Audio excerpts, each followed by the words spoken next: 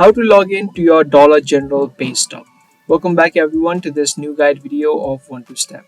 If you're also trying to log into the pay stub account of General or DG, in this video let me show you the quick process of successfully signing in.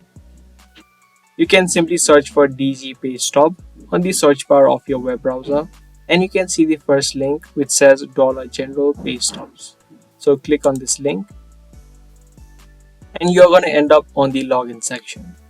So type in the employee ID in the first box and type in the PIN in the second box. If you don't remember your PIN of your account, you can click on the forgot PIN link on the bottom and you can follow a couple of steps to recover your PIN. So once you type in both of your employee ID and PIN, you can now click on sign in and you will be easily signed in to your pay stub account of General.